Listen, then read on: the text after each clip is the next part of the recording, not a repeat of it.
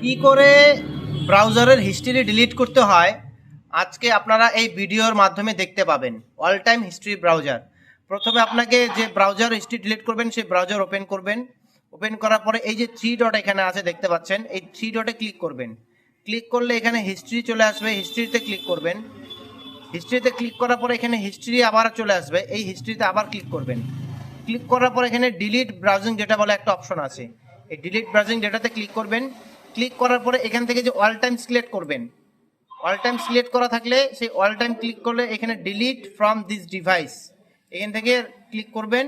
Click করার পরে delete হয়ে যাবে। আবার যদি করতে চান আরেকবার করে নেবেন, ডাউট থাকলে all time delete from this device করবেন। এরপরে গিয়ে আপনি ব্রাউজার ওপেন করবেন, ওপেন করে লগ ইন করবেন। আশা করি লগ ইন হয়ে যাবে, আমি দেখিয়ে দিচ্ছি ভিডিওর মাধ্যমে। এরপরে গিয়ে আপনার ল্যাপটপ বা ডেস্কটপটাকে আপনি একবার রিস্টার্ট করে নিয়ে ট্রাই করে দেখবেন। আশা করি আপনি পরের বার থেকে লগ ইন করতে পারবেন। ল্যাপটপ বা ডেস্কটপটাকে আপনি রিস্টার্ট করে নেবেন। সব কিছু করার পরে আপনারা আবার সাইটটা লগ ইন করবেন। লগ ইন করার পরে নিউ পোর্টালে যাবেন। নিউ পোর্টাল আশা করি ইনভ্যালিড রেসপন্স দেখাচ্ছে, সার্ভার একটু স্লো আছে, বাট নিউ পোর্টাল ওপেন হয়ে যায়। দেখুন আমাদের সামনে নিউ পোর্টাল খুলে গেছে, তারপরে গিয়ে আমরা কাজ করতে পারবো।